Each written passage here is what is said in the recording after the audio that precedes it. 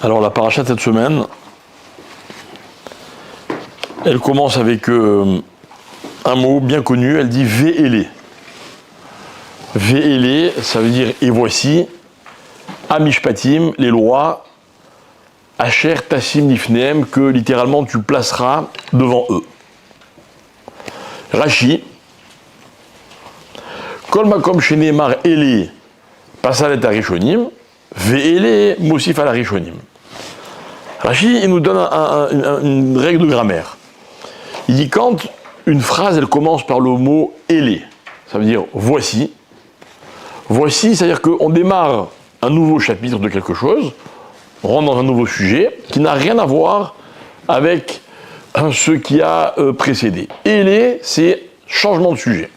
« Ve'ele », quand il y a la conjonction de coordination, « et voici », le sujet qu'on va aborder, il est en fait la suite de ce qui a précédé. Mosif à la Rishonim.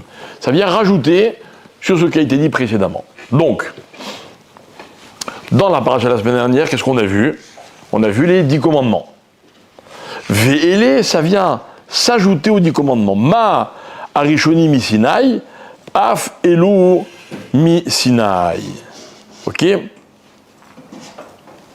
De la même manière que les premiers ont été donnés au Sinaï, les fameux 10 commandements. Ainsi, toutes les lois de la paracha de Mishpatim, elles ont également été données au Sinaï. En fait, ce que veut nous dire Rashi, c'est que la Torah, elle vient nous apprendre que toutes les mitzvot qui vont être prescrites par la suite, elles ont la même importance que les 10 commandements qui ont été donnés au Sinaï, mais ça, on le sait. Et en fait, l'idée, c'est que, vous savez que dans les synagogues, très souvent, il y a ce fameux débat, est-ce qu'on doit se lever ou pas pendant les 10 commandements? Alors ceux qui disent qu'on doit se lever, c'est parce que les 10 commandements, c'était quand même quelque chose d'exceptionnel. Et ceux qui disent qu'on ne doit pas se lever, c'est justement pour ne pas qu'on croie que les mitzvot des 10 commandements sont plus importantes que les autres mitzvot. On reste assis pour dire que, de la même manière qu'on reste assis pour le reste de la Torah, les 10 commandements c'est pareil, donc si les 10 commandements sont importants, toutes les mitzvot sont aussi importantes. On ne connaît pas la valeur des mitzvot.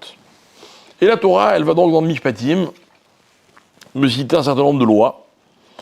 Et la majorité des lois de Mishpatim, ce sont ce qu'on appelle des lois Ben Adam Lachavero. Donc des mitzvot qui concernent les relations humaines. Donc il y aura par exemple une grande partie de la paracha, une partie du début de la paracha, qui va parler de l'esclavage. Ok?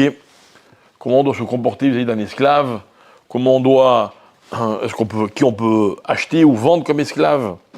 Après, la Torah, elle va parler de tout ce qui est coups et blessures. Ok? Par exemple, la Torah va nous apprendre dans cette paracha, Gonev ishum charo venimtsa beyado motumat. Ça veut dire quoi? Celui qui capture quelqu'un et qui le vend, d'après la Torah, il est chayav mita. Où on voit que cette halakha, elle a malheureusement pris un sens triste.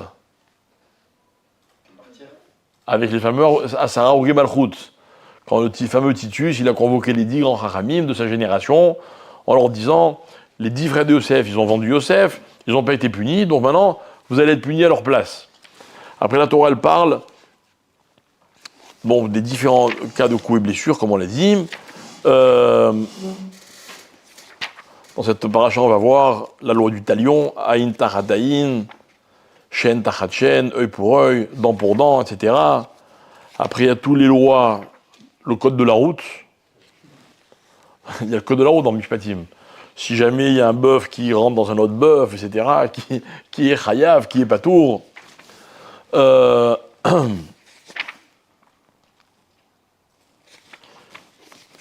Les lois de voisinage, les dommages qu'on cause à ses voisins, dans quelle mesure on est responsable, dans quelle mesure on n'est pas responsable. Les lois sur le vol, comment ça se passe si quelqu'un vole un animal, combien il doit payer s'il se fait attraper, combien il paye s'il avoue. Après, il y a toutes sortes de lois. Et puis, il y a une paracha, enfin un petit passage qui va nous concerner. On est donc dans le On est dans le Perek Kafbet. Mais avant d'aborder notre thème, il y a juste après Loïa Haramim Leraot, de la manière qu'il faut en général suivre la majorité, mais si la majorité elle cherche à faire du mal, alors on ne doit pas suivre la majorité. D'accord? C'est-à-dire que la majorité elle existe, c'est un principe qui existe dans la Torah, mais pas à n'importe quel prix. La Torah va parler du mensonge. Elle va dire que le mensonge est interdit. Mais c'est quoi le chidouche du mensonge? C'est que normalement, dans tous les commandements négatifs de la Torah dit ne fais pas ceci, ne fais pas cela. La Torah, elle dit pas ne mens pas. Qu'est-ce qu'elle dit? Elle dit midvar sheker tirchak. Éloigne-toi du mensonge. On n'a jamais vu un truc pareil. La Torah ne te dit pas le mensonge est problématique. Ne mens pas. Elle te dit éloigne-toi du mensonge. La Torah, par exemple, elle dit tu ne tueras point. Elle ne te dit pas éloigne-toi du meurtre. Tu ne voleras pas. Elle ne te dit pas éloigne-toi du vol. Là, la Torah dit, elle parle de ce qu'on appelle en hébreu les achakot, c'est-à-dire les distances qu'il faut garder avec cette chose qui est tellement néfaste qui s'appelle le mensonge. Elle va parler des pots de vin, elle va parler de... Et après, il va y avoir des mitzvot qui sont entre Hachem et l'homme, donc comme la Shemitah, etc. Bref. Qu'est-ce qui nous intéresse? Chapitre 22, verset 24, Perek Kafbet, Pasuk Kaf Dalet. Im kesef talvé et ami. Alors, si tu prêtes de l'argent à mon peuple, ok? Donc en d'autres termes, si tu prêtes de l'argent à un juif, ok? Et ani imar, le pauvre qui est avec toi, donc tu prêtes de l'argent au pauvre qui est avec toi, l'otiyelo kenoché, ne sois pas comme quelqu'un qui vient réclamer son dû tout le temps. L'otessimun alav necher. Et évidemment, il ne faut pas prendre d'intérêt. Bon, en passant. Imchabol tarbol salmatre echa. Si jamais tu as pris en gage le vêtement de ton prochain, donc tu lui as prêté de l'argent, pour être sûr qu'il te le rembourse, tu prends un gage. Ok, donc c'est quoi? C'est un vêtement, il n'a pas grand-chose, c'est un pauvre. Donc il te donne son vêtement. Ad boaché, en fait le vêtement, on va voir que c'est le vêtement de nuit, pas celui de jour, parce que le jour, il faut bien qu'il s'habille. Celui de nuit, donc sa couverture ou son pyjama. Ad boaché mesh teshivenulo. Tous les soirs, avant le coucher du soleil, va lui rendre sa couverture. Ki i kesuto levada, il n'en a pas d'autre. Isimlato leoro. Littéralement, lui recouvre la peau, mais il cave. Et sinon, comment il va dormir? Il va avoir froid.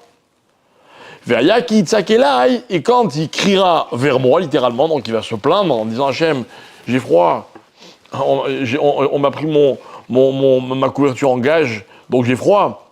Veshamati, et j'écouterai sa prière, ki hanun ani, car je suis clément. Ok? Alors. Donc la Torah, elle dit, si jamais tu prêtes de l'argent à quelqu'un, au pauvre qui est avec toi, genre ne sois pas requis, quoi, tu vois, ne sois pas sur sa tête toute la journée, quand tu me rends. Et si jamais tu lui as pris un gage, attention, tous les soirs tu vas lui rendre son gage, il en a besoin.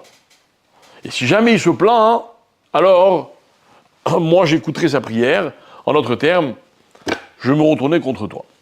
Ok? Bien. Alors, c'est aussi dans cette paracha qu'on parle du rapport qu'on doit avoir avec le guerre, notamment le converti, le respect qu'on lui doit et les égards qu'on lui doit. Bref. Alors, revenons à notre passage. Im kesef talvé et ami, si tu prêtes de l'argent à un pauvre. Alors, quand vous lisez dans la Torah, si tu prêtes, qu'est-ce que vous comprenez? Qu'on est obligé de prêter ou qu'on n'est pas obligé de prêter? On n'est pas obligé de dire, si tu prêtes. D'accord? Rashi, il ramène un texte dans le Midrash, dans la Mechilta. Rabbi Ishmael Omer, Kol im ve'im sheba Torah reshut. Chaque fois que la Torah, elle dit im, si, C'est genre, si tu veux, tu fais, tu veux pas. D'accord? Si t'arrives deux, alors voilà comment ça doit se passer. Réchoute. C'est pas une obligation. Chut, mishlosha, veze echad mehem. Il y a trois exceptions. Trois versets dans lesquels la Torah dit ve'im et si tu ou im, si tu. Et ces trois exceptions, elles sont quoi? Elles sont des obligations. Veze echad mehem. Et parmi les trois exceptions, il y a celle-là. Ça veut dire, c'est pas si tu prêtes de l'argent à un pauvre, c'est tu dois prêter de l'argent à un pauvre. Et voilà comment ça se passe quand tu vas lui prêter de l'argent. Ne sois pas sur sa tête. Si tu lui prends un gage, tu lui rends tous les soirs. Sinon, gare à toi, c'est la prière à lui que j'entendrai. D'accord? Donc, en d'autres termes, mes chers amis, si vous avez de l'argent et que quelqu'un vous demande un prêt, vous êtes obligé de lui prêter. D'accord? Je vous laisse intégrer là. C'est bon, on peut continuer. Après le cours, je viens vous voir. Ok? Alors, im kesef talvé est ami. Si tu prêtes de l'argent à mon peuple, Rashi, ami, ami venochri, ami kodem. Mitzvah de la Torah. J'ai un juif et un non-juif qui me demandent de l'argent. Voilà, on va dire, j'ai 1000 euros disponibles. Il y a un juif qui vient me demander, tu peux me prêter 1000 euros, mais il y a aussi un goy qui m'a demandé, est-ce que tu peux me prêter 1000 euros? À qui je dois prêter en premier? D'abord au juif. Vous allez me dire, on est chauvin, vous allez voir. Ani Véachir, s'il y a un riche et un pauvre qui me demandent, les deux ils me demandent, mais le pauvre, le riche aussi, il n'a pas besoin de liquidité. D'accord? Ani Kodem, d'abord, on prête au pauvre. Ani Yeira, Vanier Iracheret, s'il y a un pauvre de ma ville et un pauvre d'une autre ville, par exemple un pauvre de Tel Aviv, vous voyez, c'est une autre ville, ok? Aniye Kodem, d'abord les pauvres de ta ville, ok? Veze mashmaou kisef talvé et ami talvéou, etc., etc. Donc Rachid apprend que quand la Torah précise im kisef talvé et ami, c'est qu'on peut prêter à un non-juif, il n'y a pas de problème. Après, est-ce que c'est la même obligation ou pas? On va laisser ce sujet de côté. Mais en tout cas, il y a une priorité, toujours, pour celui qui est le plus proche de toi. Ok? Donc, d'abord, le juif. Ensuite, entre le riche et le pauvre. Ensuite, entre celui qui est de ta famille et celui qui n'est pas de ta famille, même ta ville et pas ta ville, d'abord ta ville. Après, la question qu'on ne va pas résoudre ce soir, c'est si jamais il y a un pauvre d'une autre ville, d'accord? Et un riche, entre guillemets, qui a besoin d'argent mais qui n'est pas pauvre, dans ma famille, à qui je dois prêter en premier? On verra. Enfin, on verra. On verra pas ce soir, mais je ne suis pas en train de vous expliquer les halachot du prêt, parce qu'on n'est même pas dans la tzedaka, on est dans le prêt. Ok? Rashi, il continue.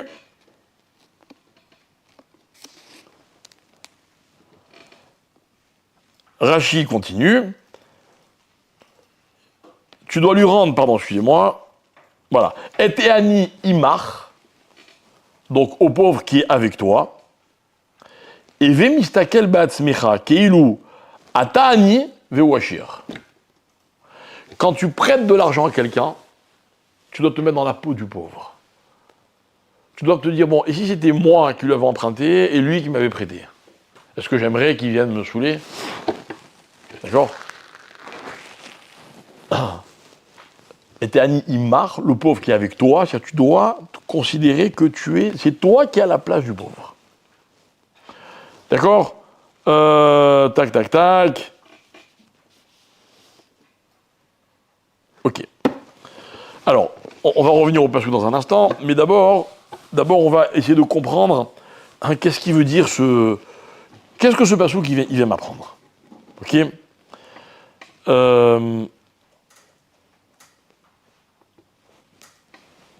Ah oui. Lotielo kenoché, ça veut dire quoi?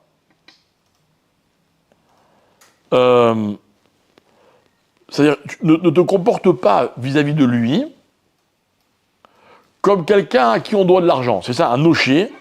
Un noché, c'est quelqu'un, comment on dit en français, un débiteur, quoi, ça veut dire. Ok, L'argent, la banque, si je dois de l'argent, la banque, elle est nochée. C'est comme ça qu'on dit en hébreu. D'accord? Donc ne te comporte pas comme tu es noché. Mais la camarade demande, elle dit, mais je suis noché. Je vais prêter de l'argent, j'ai besoin qu'il me le rende cet argent. Ok? Minaïn est noché bechavero mané veodea she'enlo she'asur lavor lefanav. La camarade dit non. Ce verset, qu'est-ce qu'il vient t'apprendre? Il ne vient pas te dire que tu as le droit de récupérer ton argent. Elle vient te dire que si tu sais qu'il ne peut pas te le rendre, écoutez bien ce qu'a dit la Gemara. Baba Metzia, page 75, Daf Ain He. Écoutez bien, je veux pas rater mon effet. Je prête de l'argent à quelqu'un. Je sais qu'il ne peut pas me le rendre. La Gemara, elle dit, j'ai pas droit de passer devant lui. Faut pas qu'il me voie. Parce que s'il me voit le malheureux, il va être très gêné. Non, il va être gêné, ok, mais il n'a pas d'argent pour te rembourser. L'autre, il est ok noché. Je refais comme s'il devait rien. Et le seul moyen de faire comme s'il ne devait rien, hein, c'est de ne pas le croiser. Eh bien, ne le croise pas. D'accord? Ok. Ensuite, la Torah dit l'otesimoun alav necher, vous ne prendrez pas d'intérêt. Vous allez me dire, c'est normal. Le ribit, c'est une des interdictions les plus graves de la Torah. Ok? Alors, les Khamim vont expliquer, ils vont dire non, qu'est-ce qu'elle veut dire, la Torah dans ce verset? Elle veut dire que, c'est pas que je prends un intérêt, c'est que je dois m'efforcer de faire la mitzvah sans jamais rien recevoir en retour. C'est-à-dire, même pas la reconnaissance. Voilà. Imaginez, vous prêtez de l'argent à quelqu'un. Ok? Vous l'avez rendu vraiment service. Bon, après, il vous le rend. C'est pas le problème. Et puis un jour, cette personne, elle se comporte mal vis-à-vis de vous. Et vous vous dites, purée, je lui ai rendu service, quoi. J'ai fait un effort, etc. Ça a été un effort pour vous. On ne peut pas avoir un peu de reconnaissance. Écoutez bien, mes chers amis, remerciez-le. Pourquoi? Parce que, en n'étant pas reconnaissant à votre égard, il vous permet d'accomplir la mitzvah de la meilleure façon possible. Vous êtes sûr d'avoir fait un chesed à 100%. La preuve, il n'a même pas de reconnaissance. D'accord? Donc quand vous rendez service à quelqu'un, non seulement il ne faut pas attendre de reconnaissance, mais vis-à-vis de celui qui n'est pas reconnaissant, il faut vous être reconnaissant. Parce qu'il vous a vraiment permis de faire une mitzvah, la vraie mitzvah. D'accord? Bien.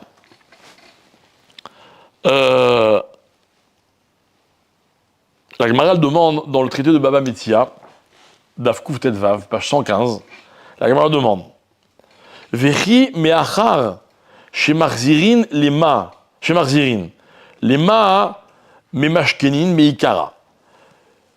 Alors la Gemara, elle dit pourquoi on prend un gage en général? Vous savez pourquoi on prend un gage? Regardez, en général, si il vous est arrivé de prêter de l'argent à quelqu'un, hein, c'est que vous lui faites confiance, n'est-ce pas? À quoi il sert le gage? Pardon? Ah, donc t'as pas confiance. Alors si tu lui prêtes pas, t'es un fou. Si tu lui prêtes, t'es inconscient. Pourquoi il y a un gage? Voilà, pourquoi il y a un gage? C'est devant la Gemara. La Gemara dit Shelo te'e shvi'it meshamateto, velo ya'ase mitaltelin etzel banav. La Gemara dit non, ça n'a rien à voir. C'est parce qu'il y a une règle dans la Torah, c'est que quand vous prêtez de l'argent à quelqu'un, ok, et que en cours pendant cette période où l'argent est chez lui, il y a la Shemitah, la 7e année. La Torah, elle a inventé une loi qui s'appelle Shmitat Ksafim. C'est quoi Shmitat Ksafim? C'est que si je vous prête de l'argent avant la Shemitah, ok, et puis la Shemitah arrive, et la Shemitah termine, je ne peux plus jamais vous demander de me rendre cet argent. C'est une loi de la Torah, pourquoi? Peu importe. On ne va pas étudier maintenant les lois de la Shemitah. Mais si vous m'avez donné un gage, alors il n'y a pas de Shemitah de Ksafim. Et même si la Shemitah elle est passée, vous devez rendre cet argent. Donc la Gemara dit en fait, c'est pourquoi on donne un gage? Pour ne pas que des Shemitah de Ksafim. Ou alors pour des raisons d'héritage. Pour être sûr que si Dieu préserve, la personne elle décède, on puisse récupérer cet argent chez les héritiers. Il peut y avoir des cas, la halakha brute, c'est que quelqu'un qui emprunte de l'argent, et quand il quitte ce monde, les héritiers doivent payer la dette de leur père. Ok? Mais il peut y avoir des cas où l'argent qui avait il a disparu, et les héritiers disent non, mais nous, il n'est pas là l'argent, quoi. Alors, il peut y avoir des cas où les héritiers ne sont pas responsables. Ils ne doivent pas rembourser. Mais si jamais il y a un gage, alors ils doivent rembourser l'argent dans tous les cas. Ok? C'est un peu technique, hein, tout ce que je vous dis, mais c'est pas grave, vous allez comprendre. Très bien. La Torah, elle continue, elle dit, et si jamais il crie, alors j'entendrai sa prière, qui Hanoun Ani, car je suis miséricordieux, je suis clément. Ok?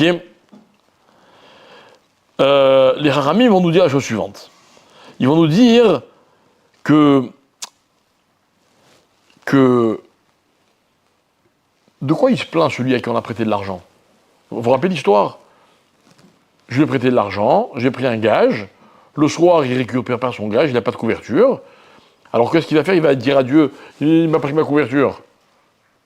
Mais je n'ai pas pris sa couverture, il me doit de l'argent. Ok? Alors en fait, c'est quoi sa prière que Hachem risque d'écouter? Sa prière qu'il risque d'écouter, disent les Haramim, écoutez bien, c'est que le gars qui a prêté de l'argent, il a un défaut. C'est quoi le défaut? Alors Raphaël Shmulevitch va expliquer, il va dire, il ne fait pas ce qu'on appelle Chesed Shalem. D'accord? J'explique ce que c'est Chesed Shalem. Réhouven prête de l'argent à Shimon. Ok? Est-ce que Réhouven a fait du Chesed avec Shimon? Oui. Mais Réhouven, il dit, écoute, pour pas qu'il y ait de galère, donne-moi un gage. Il dit, ok, j'ai une couverture, tiens, je te la donne. En gage. Ok? Arrive la nuit. Réhouven, Shimon, il a froid, parce qu'il n'a pas de couverture. Alors moi j'ai une question. Il est passé où le chesed de Réhouven? Il est passé où? Ok, c'était un grand Baal chesed quand il a prêté l'argent à Shimon. Mais quand Shimon il a froid le soir, que tu as couvert sa couverture, elle est chez toi dans une armoire. Il est où ton chesed? Donc, résultat des courses, Réhouven il a fait un peu de chesed, mais il n'a pas fait un chesed shalem. Il n'a pas fait un chesed complet. Ok? Donc, le fameux Shimon, le pauvre, il va dire à Hachem, j'ai froid. Et Hachem va dire, t'as vu ce Shimon là, ce Réhouven là, il fait un demi-chesed. Alors sache que j'écouterai sa prière et pas la tienne. En d'autres termes, je favoriserai celui qui a froid parce que tu lui as pas rendu son gage, plutôt que toi qui as fait du chesed, mais qui n'est pas allé au bout de ton chesed. Ok? Bien. Alors mes chers amis, on va étudier un commentaire que je n'ai pas ici sous les yeux, je pensais l'avoir, mais il n'est pas dans ce fourneau. Bon, c'est pas grave, j'ai le texte ailleurs. Ok. Alors voilà, le fourneau dit la chose suivante. Ok.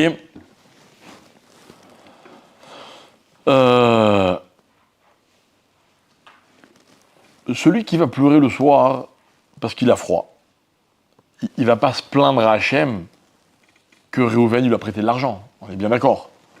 Parce que sur ce coup, il a eu du bol. Réhouven, il a été gentil, il a fait du chesed. Alors sur quoi il va pleurer? Il va pleurer parce qu'il a froid. Ok? Écoutez bien ce que dit le Sforno. Le Sforno dit, ça veut dire quoi? Je vais écouter sa prière parce que je suis Hanoun. Je vous le donne brut et après on développe l'idée. Le Sforno, il dit en fait, moi, dit Dieu, je suis sympa, je suis Hanoun. C'est-à-dire, je suis clément. C'est quoi, je suis clément?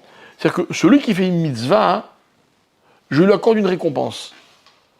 Voilà, imaginez, le fameux Réhouven, il fait une mitzvah, il prête de l'argent à Shimon. Maintenant, peut-être le Réhouven, je sais pas moi, il a des casseroles. C'est pas un tzaddik. Mais Hachem dit, tu sais quoi? J'oublie qui c'est Réhouven. Il a fait une mitzvah, je vais lui donner une récompense. Ok, je fais abstraction de tout le reste. Mais si Shimon il pleure parce que Réhouven ne lui a pas rendu son gage, vous savez ce qu'il dit le Sforno? Il dit, la récompense que je devais te donner à toi, sans faire de calcul, parce que je suis Hanoun, eh ben, je vais lui donner à lui et toi, tu n'auras pas cette récompense. Toi, on va ouvrir ton dossier, on va voir est-ce que tu mérites ou est-ce que tu ne mérites pas. Vous m'avez suivi? C'est-à-dire que la récompense que j'aurais pu avoir parce que j'ai fait une mitzvah, étant donné que la mitzvah, je ne l'ai pas faite jusqu'au bout, eh bien, je vais perdre ma récompense. Voilà comment le Sforno explique cette phrase dans laquelle Hachem dit « S'il pleure, s'il crie, j'écouterai sa prière. » Ok? Ça veut dire quoi? Le Sforno, il continue sa logique. Et le Sforno, il dit la chose suivante. Il dit, c'est quoi? Ah, Chazak. Et le Sforno, il dit comme ça, il dit, il y a marqué dans la Gemara, hein, toujours Baba Metzia, page 62. Samer Bet Amoud Aleph. Il y a marqué comme ça. Hein, on traverse le désert, vous et moi. Pas vous et moi, deux personnes. Toujours Reuven et Shimon. Ok? Maintenant, pour aller d'un endroit à l'autre, on va dire qu'il faut 2 jours. Pour survivre dans le désert, il faut une bouteille de 2 litres par personne. Maintenant, on marche, Reuven et moi. Reuven et Shimon, ils marchent tous les deux. À la bouteille de Reuven, elle se renverse, il n'a plus d'eau. Et Shimon, il a une bouteille de 2 litres. Qu'est-ce qu'il doit faire, Shimon? Est-ce qu'il partage avec Reuven? Ou est-ce qu'il se dit à Reuven, écoute, je suis désolé, il n'y a qu'une bouteille d'eau, elle est pour moi. Il partage? Hein? Ah, alors j'ai une meilleure idée. Peut-être on dit à Reuven, donne ta bouteille à Shimon. Tu ne vas pas laisser mourir Shimon. Vous avez compris, il y a 3 possibilités. Ou bien Reuven il boit tout seul, ou bien il partage avec Shimon, ou bien il a qu'à donner sa bouteille à Shimon. Alors mes amis, il y a une halakha. Il y a une halakha qui est très claire. La halakha c'est chayecha vechayecha vecha, chayecha kodmin. Sur la balance, il y a ta vie et celle de ton prochain, ta vie elle passe avant. C'est une halakha, Rabotai. C'est une halakha. D'accord? Il y a un incendie. C'est où je me sauve et je suis sauvé, ou alors je vais essayer d'aller sauver quelqu'un dans la chambre, j'entends crier, mais si j'y vais, je mets ma vie en danger. Qu'est-ce que je dois faire? Halakha. Eh oui. Maintenant, imaginez que c'est la mère et son enfant. Il n'y va pas. Ben non. Vous commencez déjà à nuancer. Mais si, je suis pas sûr, et dans le cas où, ok. Mais non, maintenant, dans un cas où c'est clair. C'est clair. C'est au lui ou moi. Au lui ou moi. On est sur un bateau qui coule, et puis les gens se bagarrent pour attraper une place dans le canot. C'est ou moi ou l'autre. Là, d'accord? Ça a l'air cruel, hein? Vous savez ce qu'ils disent les Chachamim? Ils disent en fait, la seule situation dans laquelle tu as droit d'être en priorité, c'est pour sauver ta vie. Tout le reste, tu n'as pas droit d'être en priorité. D'accord? Donc ça veut dire comme ça, que si quelqu'un me demande de lui prêter de l'argent, et j'ai un peu d'argent, enfin moi un jour j'ai demandé à quelqu'un, est-ce que tu peux me dépanner? Ok? Et il m'a dit, écoute, je vais te dire la vérité, c'est que j'ai pas beaucoup d'argent disponible, et si je te le prête, j'ai peur de me retrouver en galère. Donc je peux pas te le prêter. D'accord? En d'autres termes, je l'ai, mais je le donne pas. Ok, chacun il fait ce qu'il veut. Mais d'après ce que la Gemara me dit, chayecha kodmin, c'est-à-dire que quand il s'agit de sauver ta vie, tu as le droit de te mettre en priorité. Quand le sujet c'est pas ta vie, il n'y a aucune raison que toi tu passes avant l'autre. Ok? Mieux que ça, on va déduire de cette Gemara que tout ce qu'Hachem t'a donné, à part ta vie, ça ne t'appartient pas. La preuve, c'est que la Gemara, elle ne dit ça qu'à propos de la vie. Ta vie, tu as le droit de la sauver avant celle des autres. Mais le reste, non. Le reste, non. C'est-à-dire que moi j'ai de l'argent, puis quelqu'un me dit, voilà, j'ai pas de quoi manger, et moi, juste, je comptais réserver mes billets pour les vacances, mais si je lui prête, je peux pas aller en vacances. C'est quoi la halakha? La halakha, c'est que ça m'appartient pas. Im kesef talvé et ami. Attention, le im, il fait partie des 3 exceptions ou quoi, où je suis obligé. C'est pas si je prête de l'argent, je suis obligé de prêter de l'argent. Pourquoi? Et Rami m'a expliqué, comme ça il explique le Sforno, il dit, l'argent qu'Hachem t'a donné, qui t'a dit que c'était pour toi? Voilà, tu l'as et quelqu'un en a besoin. Qui t'a dit que c'était pour que tu le gardes? La seule chose que la Gemara te permet, c'est de sauver ta vie. Que ta vie passe avant celle des autres. Tout le reste, on n'a jamais vu qu'il y a été prioritaire. Voilà ce qu'on apprend de ce pasouk. Ok? Akichanun ani, ça veut dire, moi, Hachem, moi, dit Hachem, moi je suis très sympa, hein. Moi je veux récompenser. Mais si toi tu crois que tu passes avant l'autre, ne viens pas me demander d'être sympa avec toi. Je serai sympa avec celui qui pleure. Avec celui à qui on a dit, toi tu passes après moi. Hein. Alors moi je montrerai que, non, lui aussi il est important. Et toi, tant pis pour toi. Ok? Donc voilà, on a un peu décortiqué le pasouk, et on se retrouve avec un très très grand problème. On se retrouve avec un très grand problème. Le problème c'est le suivant, c'est que on critique dans la Torah celui qui a prêté de l'argent et qui veut récupérer son argent. Et attention, hein, ne le croise pas le pauvre, il n'a pas de quoi te payer. Dis-moi, si j'avais su, j'aurais jamais prêté l'argent. On critique celui qui dépose, qui prend un gage pour s'assurer qu'on lui rende son argent, et qui dit, attends, alors quoi, je dois lui rendre tous les soirs le gage, et si ce soir avec le gage, j'ai plus de gage? Attention, hein, s'il crie, c'est toi qui es en tort. Mais, c'est qu'en fait, je voulais faire une mitzvah, et la mitzvah, elle se retourne contre moi. En d'autres termes, soit je fais une mitzvah totale, mais dans mon esprit, c'est pas tellement ce que je voulais faire, hein. Soit je fais pas la mitzvah, et finalement, c'est mieux. Je prends pas de risque. C'est-à-dire, j'ai une question, mes amis, répondez-moi franchement. Est-ce qu'avec ce que je viens de vous expliquer, je vous ai donné envie de prêter de l'argent aux ceux qui en ont besoin, ou j'ai envie de ne pas prêter de l'argent à ceux qui ont besoin? C'est pas prêter, c'est donner, du coup, là, excusez-moi. Ah, mais là, on parlait que de prêter. Donc quoi? Donc t'as envie ou pas? T'as moins envie, hein? C'est vrai que imaginons qu'il rentre pas, et c'est-à-dire qu'on ne doit pas aller devant lui parce qu'il peut nous voir et il peut être mal, donc on fait quoi? Alors, on prête et on laisse? Eh ben, cependant, il te dit, mais qui t'a dit que l'argent était à toi? Hachem, il te l'a juste mis en dépôt pour que tu puisses aider les autres. C'est un grand acte de chesed. C'est-à-dire quoi, c'est un grand acte de chesed? De prêter Sans réclamer. sans réfléchir, sans... Ah, alors, regardez, on a 3 possibilités. Est-ce qu'il vaut mieux un grand acte de chesed? C'est d'accord? Est-ce qu'il vaut mieux un petit acte de chesed? Ou est-ce qu'il vaut mieux pas de chesed du tout? Un grand acte de chesed, ok, c'est hors norme, je vous l'accorde. D'accord? Mais entre un petit chesed et pas de chesed du tout, qu'est-ce qui vaut mieux? Si j'en crois la Torah, il vaut mieux pas de chesed du tout. Celui qui prête pas, bon, on l'en veut pas, il peut dire je peux pas, j'ai peur d'être en galère. Hein? Et c'est obligé de prêter. D'accord, bon, bah, ok, mais alors, comme plein de mitzvot que je dis, tout ça que tu fais pas. Attention, il y a plein de choses qu'on fait pas. Ok, on n'a pas fait la mitzvah. En plus, déjà, c'est mieux de prêter à quelqu'un en dehors de la ville, comme ça on ne peut pas le croiser. Oui, mais quand tu prêtes en général, c'est pour qu'on te rende.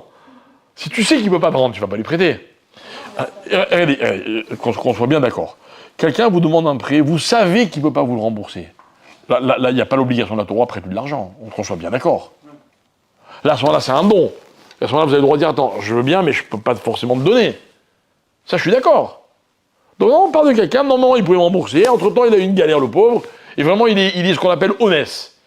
Alors là, la Torah me demande, mais là, la Torah, elle exige plus de moi que si depuis le début, j'avais dit, écoute, je peux pas, machin. Voilà, j'ose pas lui dire, mais en fait, au fond, je vous l'avoue, je n'ai pas envie de lui prêter parce que j'ai peur qu'il me plante, parce que je sais qu'il galère, et s'il n'a pas, ben, je sais qu'il est honnête, mais s'il n'a pas pour me rembourser, je vais me retrouver coincé. Ok. Alors, pour ajouter de l'huile sur le feu, ok, il y a un texte dans le Midrash qui dit la chose suivante. Écoutez bien, il est incroyable ce Midrash. Le Midrash, il dit comme ça. Arurim areshaim, she'en osim tova shlema. Maudits sont les Réchaïm qui font pas le bien parfaitement. En d'autres termes, ils font du bien ou ils font pas de bien? Hein? Du bien, pas besoin. Ils en font, mais pas complètement. Genre, ils prêtent de l'argent, mais ils veulent juste qu'on le rembourse, quoi. Aourim, c'est une clala, quoi. On maudit. Alors évidemment, il est très compliqué, ce texte-là. Très compliqué. Et en fait, la Gemara, dans Baba Batra, elle donne une explication qui est magnifique. C'est quoi l'explication? Elle dit en fait, la vraie définition du chesed, c'est quoi? C'est quoi la vraie définition du chesed? Voilà, imaginez que moi, on me demande un prêt, d'accord? Donc je prête, et puis la personne en face, elle n'arrive pas à me rembourser, et puis au bout d'un moment, moi j'ai vraiment besoin de mon argent, et je sais pas, moi je vais être agressif, d'accord? Je vais être agressif, je sais pas quoi, peu importe, je vais utiliser des manières qui sont vraiment, qui vont le mettre mal à l'aise, qui vont lui faire du mal, mais je vais récupérer mon argent. J'ai fait du chesed ou j'ai pas fait du chesed? D'un côté, quand j'ai prêté, j'ai prêté. D'autre côté, quand j'ai récupéré, j'ai fait de l'anti-chesed. Alors, à la finale, c'est quoi le bilan? C'est chesed ou pas chesed? À l'instant, je l'ai prêté, ouais. Alors, la Gemara, elle ramène un verset dans lequel on va comparer le chesed. En fait, on va expliquer ce que c'est le chesed de Israël. Tzedaka, teromem goy, elo Israël, vechadol mimchata, etc. On va dire comme ça. Il y a un chesed, il y a une tzedaka, qu'on appelle teromem goy, elo Israël, ça veut dire qui élève le peuple juif. Il y a un chesed qui, au contraire, entraîne une faute. Ok? Comment un chesed il peut entraîner une faute? En fait, il va expliquer qu'il y a un chesed qui ne fait pas grandir la personne. C'est quoi qui ne fait pas grandir la personne? En fait, ce chesed-là, il y a un calcul. Il y a un calcul. Même si le calcul il est légitime. Mais dans la notion de chesed, il y a une antinomie. Chesed et calcul, c'est pas censé aller ensemble. Donc, si j'ai prêté, mais après je fais mes calculs, attends, il faut que tu me rendes, hein. On avait dit 3 mois, c'est maintenant, débrouille-toi, machin, etc. Attention, sinon je dis, j'en parle à tout le monde, à la synagogue, etc. Ok? Donc du coup, on n'est plus dans le chesed. Voilà ce que le passou de Michelet vient nous apprendre. Il y a un chesed qui est un vrai chesed, il est en dehors de tout calcul. Et il y a un chesed qui, comme c'est pas un vrai chesed, à un moment il peut se transformer en khatat, en faute. Ok?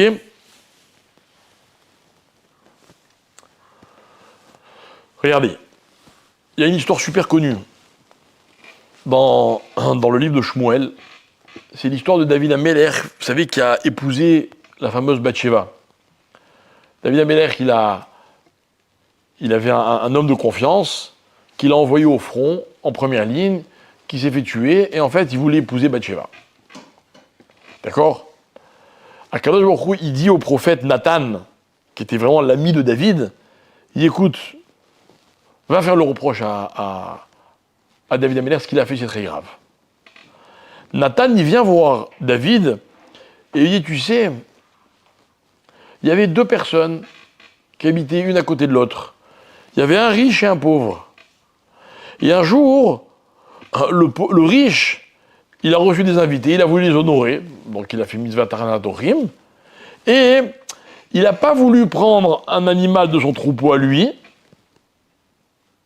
Littéralement, il a eu pitié vayachmol la karam mitsono. Alors, qu'est-ce qu'il a fait? Il est allé prendre la brebis de son voisin qui n'en avait qu'une seule, et il l'a pris, et il l'a abattu, il a fait la shrita, et il a servi à ses invités. David Améler raconte le texte, il entend ça. Vayichar af David baïch meod, il croit que c'est une vraie histoire. Il se met très en colère, Vayomer Nathan, Chay Hashem, je jure, qui ben mavet aïch à ses autres. Cet homme-là, il mérite la mort. Ok? Et Nathan, il va dire, écoute, cet homme-là, c'est toi. C'est toi. En quelque sorte, t'allais piquer la femme de ton copain, alors que tu avais déjà plusieurs femmes, un roi, il a le droit d'épouser un certain nombre de femmes, ok. Et les Khamim me demandent, ils disent, mais d'ailleurs, de quel droit David dit pas de passible de mort? On n'a jamais vu que quand on vole un animal, on est passible de mort. Alors on explique, non, en fait, David, il comprend pas qu'un homme puisse aller prendre comment dire, l'animal de son voisin qui en a qu'une seule. Il dit, celui-là, il n'a pas le droit d'exister, quoi. Il est tellement égoïste qu'il n'a pas le droit d'exister. Et là-bas, il y a tout un pile-poule pour savoir, en fait, est-ce que cet homme, il a agi par égoïsme? Ou bien non, il n'a pas agi, voilà, il voulait faire une mitzvah, mais bon, il a fait un calcul, et il pensait que c'était mieux de prendre l'animal. Peu importe. Peu importe. De là-bas, on va démontrer une chose incroyable. C'est que quand on nous présente une histoire d'une façon, on va dire, très cartésienne, l'histoire, elle va être jugée de façon cartésienne. Celui-là, il a volé le seul animal de son voisin pauvre, el losrut kiyum, comme on dirait en hébreu. Genre, il ne mérite pas de vivre, quoi. C'est-à-dire qu'en fait, il ne donne pas d'importance à l'existence de l'autre. L'autre, il avait un seul animal. Toi, t'en avais plein. Mais ça veut dire qu'on déconnecte l'acte d'une personne du chesed qui peut entourer l'acte. La leçon, c'est la suivante, mes chers amis. Des fois dans la vie, on fait une mitzvah.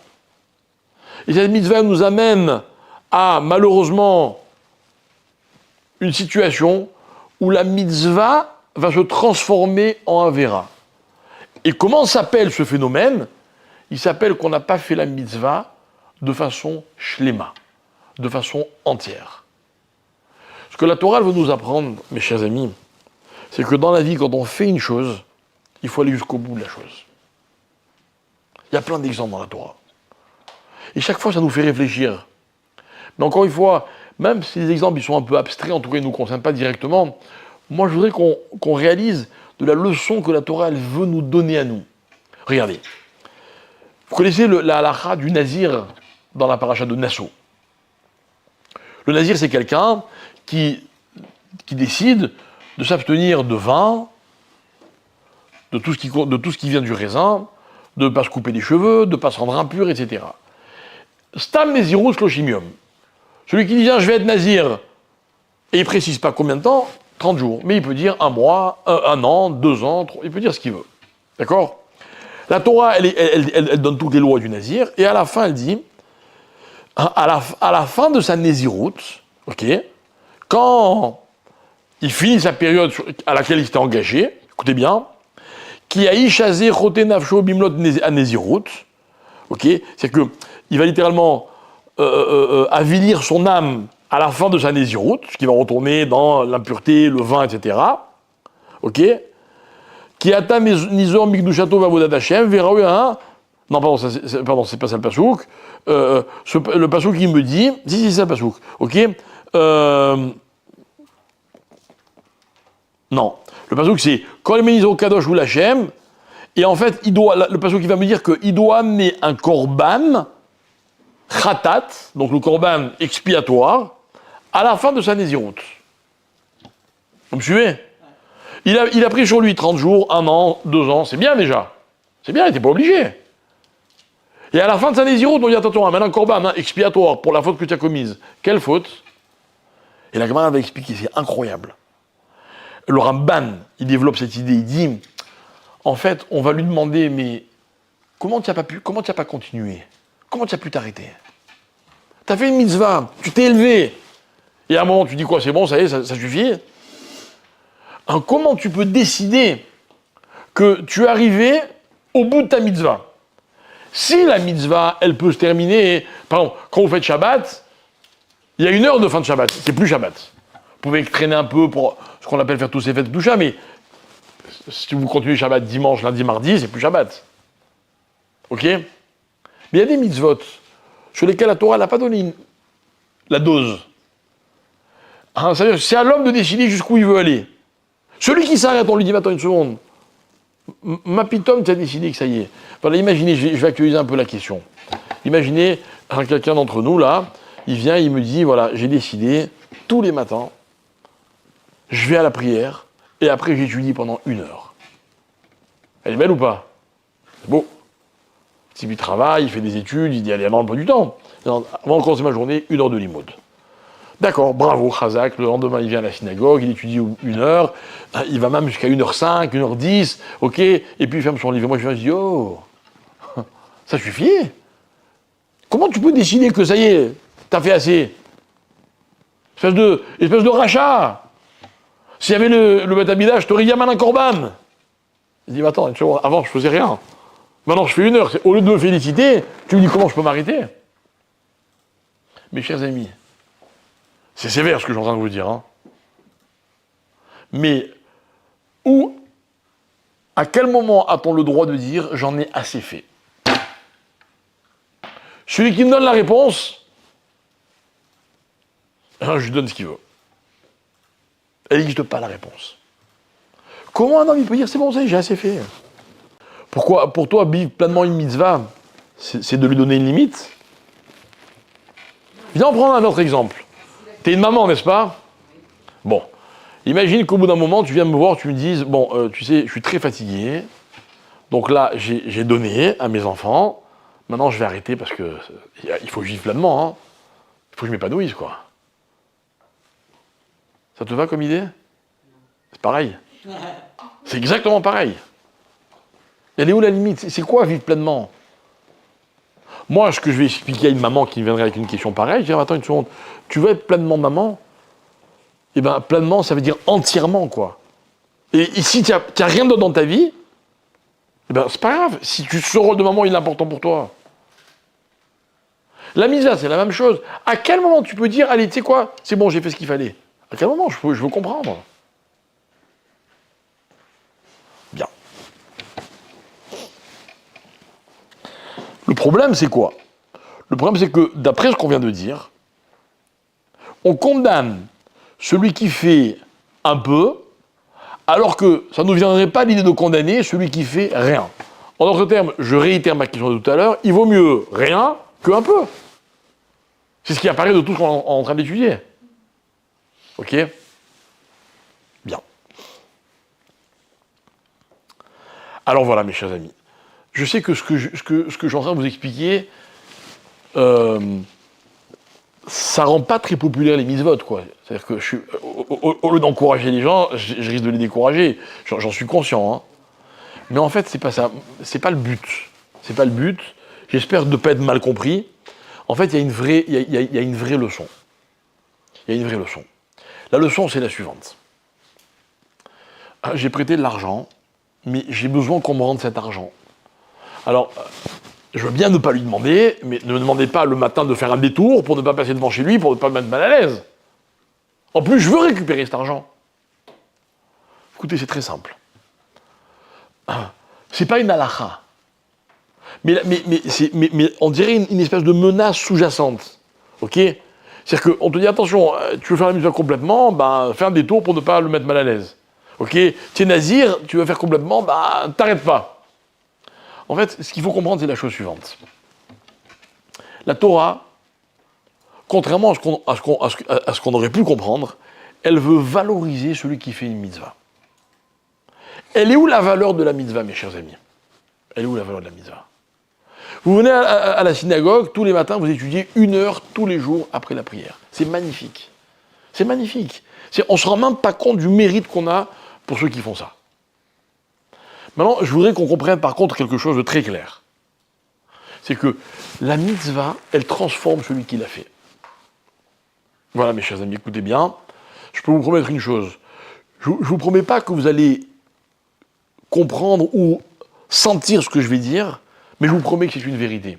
On n'est pas le même avant la mitzvah et après la mitzvah. On n'est pas le même. On est un autre. C'est quoi on est un autre? C'est-à-dire qu'on a vécu une expérience qui nous transforme. Maintenant, je vais vous dire quelque chose de très clair. Comment savoir si j'ai vraiment accompli une mitzvah comme il faut ou si je n'ai pas accompli une mitzvah comme il faut? Comment savoir? Je vais vous donner la clé.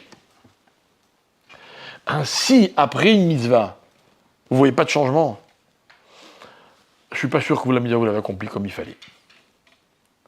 Par contre, je peux vous assurer d'une chose, c'est que si vous accomplissez une mitzvah comme il faut, Et quand je parle de comme il faut, c'est pas dans les détails, dans les règles seulement, c'est vous impliquer dans la mitzvah. C'est sûr que vous allez sentir un changement. On n'est pas le même. On n'est pas le même. On fait, je sais pas, bon, on fait Shabbat. Vous voyez, par exemple, cette semaine, on a fait, d'ailleurs ici aussi, ils ont fait à Tel Aviv, le même jour, on a fait Ta'anit Dibour dans beaucoup de communautés, parce que c'est le dernier dimanche des fameuses parachutes de Shovavim, etc., pendant le mois de Shvat. Bref, nous, c'est un usage que notre père, auquel il tenait énormément, donc avec mes frères, on le fait chacun dans sa synagogue, donc il faut un minyan et tout, c'est une journée où vous vous levez le matin, prononcez pas un mot, même pas de d'ivret Torah. Hein. En fait, c'est un tikkun. On fait la tfila, on attaque 3 fois le Tehillim, après avoir fait le grand vidouille, etc.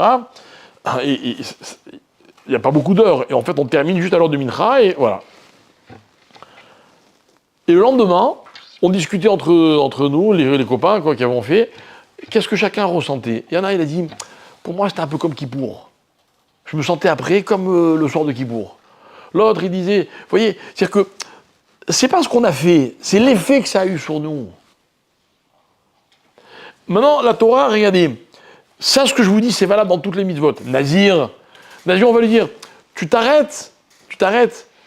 On veut que le Nazir, il dise, ah là là, si j'avais pu continuer, malheureusement, je ne peux pas continuer, ça mérite un korban. Pardon, Hachem, que je ne peux pas continuer. Mais le Nazir qui dirait quoi, pardon? Déjà bien que j'ai fait Nazir. On dirait, ah, Habibi, t'as rien fait du tout. Tu sais pourquoi? Parce que t'as fait une mitzvah, mais elle t'a pas du tout transformé. Maintenant, écoutez bien, dans notre paracha, il y a un niveau encore plus élevé. Et je vais insister, et ça va être ma conclusion, mais vous allez voir à quel point ce que la Torah nous apprend, c'est puissant. L'une des plus belles mitzvot de la Torah, c'est le chesed. Il n'y a aucun débat là-dessus. Mais ce que j'aime dans le chesed, vous savez ce que c'est aussi? C'est que je crois que c'est l'une des mitzvot les plus pratiquées du monde. Tout le monde fait du chesed. Je suis sûr, vous racontez votre journée, vous avez fait du chesed, c'est obligé. Obligé. Vous voyez, je raconte un chesed que j'ai fait aujourd'hui. Je descends de mon bureau et je vois une jeune fille qui... Il y a une petite descente, ma voiture était garée en bas, une jeune fille qui me dit... elle me fait un signe. Je la connais pas, donc pour moi, c'était pas du tout à moi qu'elle s'adressait, et je me retourne comme ça. Elle me dit, Lolo, attends. Je fais, ok, qu'est-ce qui se passe? Elle me dit, écoute, voilà, je viens d'avoir mon permis, j'arrive pas à me garer, est-ce que tu peux me guider? Franchement, ça m'a pris 2 minutes, avance, à droite, tourne le volant, tac, elle s'est bien garée. Ok? Toda Rabba, pendant... Ça va, j'ai rien fait, quoi, c'est bon. Bon, bref, ok, chesed, vous voyez? Facile, ça coûte rien. Mais quand je vous dis rien, c'est rien, quoi. Au contraire même, c'est gratifiant. Mais on en fait sans arrêt. Vous avez de la famille, des enfants, un conjoint, je sais pas, vous faites du chesed, quoi. Très bien. Maintenant, la question, c'est la suivante. Est-ce que ce chesed, il vous transforme ou pas? C'est une vraie question. Voilà, imaginez, j'aide une jeune fille, je suis content, je l'ai aidée, moi je sais conduire, etc. Toda Rabba, avec plaisir ma fille, ça me fait, c'est gratifiant. Bon, ok, j'ai rendu service. Bon, j'ai fait une mitzvah, mais vous voyez, c'est pas une mitzvah qui a une valeur. Maintenant, des fois dans la vie, je fais du chesed, ça me coûte. Ça me coûte. L'exemple de tout à l'heure, il a même pas de reconnaissance. Ah ouais, là, ça n'a rien à voir. Hein. C'est complètement autre chose. Hein. Des fois, on rend service à quelqu'un, et la question, c'est jusqu'où on peut aller dans le service. Jusqu'où on peut aller. Jusqu'où on peut aller. Bon, il y avait un monsieur avec qui j'avais eu un jour un peu indifférent, pas méchant, mais bon, voilà quoi. Et un jour, on est sur l'autoroute, je suis en train de rentrer de Tel Aviv, d'après un cours de Tel Aviv, j'ai mon beau-frère qui m'appelle, il me dit, t'es où? Je dis, voilà, j'arrive, non, mais t'es à quel endroit sur la route? Ah bien, écoute, je suis devant toi, mais ma voiture, je suis en panne, etc. Je dis, ok, magnifique, j'arrive. Donc j'arrive, je m'arrête sur le bord de l'autoroute, etc. Et tout d'un coup, vraiment dans une ligne droite et tout, on voit quelqu'un qui freine, etc. Il se met sur le côté. C'est la personne en question. Il me dit, vous avez besoin d'aide? Alors, non, merci, c'est bon, on attend la dépanneuse. Puis après, je lui dis, pourquoi tu t'es arrêté? Tu nous as reconnus? J'étais étonné, il faisait nuit, etc. Il me dit, non, pas du tout. J'ai vu des gens arrêtés sur le bas-côté, je m'arrête pour savoir, peut-être qu'ils ont besoin d'aide. Et je tape barre chez moi. Vous le faites souvent, vous, ça? Ah, Il faut le faire, quoi, de s'arrêter. Il n'y a pas, peut-être il y a un danger et tout. En plus, c'était l'autoroute, la 443, elle passe un peu par les territoires. Bref, non, le type, il s'arrête. Il voit des gens, j'ai vu des gens sur le bas-côté, je m'arrête, demander si on a besoin d'aide. Magnifique. Vous voyez, il y a des recettes qui coûtent. Vous aidez quelqu'un parce qu'il a un problème, je sais pas quoi, et puis il s'en sort pas, et puis c'est de plus en plus compliqué, et puis tatati. Vous pensiez aider 5 minutes, ça a duré 2 heures, vous allez jusqu'où? Il n'y a pas un moment où vous dites, bon, écoute, je suis vraiment désolé, mais. Ah, genre, ça y est, t'as fini ta mitzvah. Il n'y a pas de problème, c'est légitime. Mais en vérité, écoutez bien. Quand une mitzvah nous transforme, elle nous porte. Et quand elle nous porte, l'un des indices, c'est que c'est très difficile de s'arrêter au milieu de la mitzvah. On aurait le droit, hein. Et si on arrive à s'arrêter et que ça ne nous pose aucun problème, eh bien voilà, c'est une preuve supplémentaire que la mitzvah, elle n'a pas eu d'effet sur nous. Et c'est en ça que la Torah nous fait un reproche. Elle nous dit, tu sais, j'aimerais que tu comprennes la chance que tu as de faire une mitzvah. Voilà, j'ai un peu d'argent. J'en ai pas besoin tout de suite. Je suis pas riche, hein. J'ai un copain qui a une petite difficulté. Il me dit, je vais lui prêter. Ah, mais peut-être je vais me mettre en galère. Peut-être, oui, c'est vrai, je vais me mettre en galère. Et alors? Mais je vais faire une mitzvah. Et puis je vais lui donner une bonne argacha. Vous savez, moi, dans ma vie, j'ai pas souvent prêté d'argent. Pas mon rôle, moi je suis de l'autre côté, d'accord? Mais je peux vous dire une chose, c'est que les quelques fois où j'ai prêté, je suis jamais allé demander l'argent en retour. Et pourtant, il y a des fois où ça m'a mis vraiment en galère. Vraiment, ça m'a mis en galère. Mais je me suis dit, bon, il sait qu'il me doit. S'il me rend pas, c'est sûrement qu'il est en galère. Alors quoi, je vais gâcher ma mitzvah? Et le pire, c'est que quand quelqu'un, vous voyez, il est un peu en difficulté, que quelque part, il se sent redevable, etc., il ne va pas avoir l'attitude de celui qui est redevable. Ça, c'est la nature humaine. C'est comme ça. Alors moi, quoi, je pourrais leur vouloir, mais non, mais peut-être que j'ai enfin fait une mitzvah et que j'attends rien en retour. Vous savez, il y a une très belle histoire. On dit qu'un rave, un jour, il avait demandé à un de ses élèves de lui ramener des téphilines. Et l'élève, il lui ramène les téphilines, je ne me rappelle plus très bien l'histoire, je crois qu'il habitait à l'étranger, il lui ramène des Eretz Israël, etc. Et quand il lui amène les téphilines, il leur avait dit, bon, comment je peux te rétribuer? Il a dit, non, je veux rien, non, il n'y a pas rien, je t'en supplie, dis-moi, je veux... Alors le gars lui dit, vous savez quoi, Rav, voilà, ok, je vais demander une faveur. La première fois que vous mettez ces téphilines, j'aimerais moi toucher le salaire de la mitzvah dans le Olam Haba. Et le Rav, il se lève, il est fou de joie, il embrasse l'autre. Il dit, mais qu'est-ce qui vous arrive, Rav? Il lui dit, mais tu te rends pas compte, grâce à toi, je vais faire une mitzvah, et je sais que même dans le Olam Haba, je n'aurai pas de récompense, parce qu'elle sera pour toi, la récompense. Je vais enfin faire une mitzvah de façon complètement désintéressée. Alors, ça veut dire qu'en fait, dans la vie, quand on fait du bien, mes chers amis, ça ne suffit pas de faire du bien.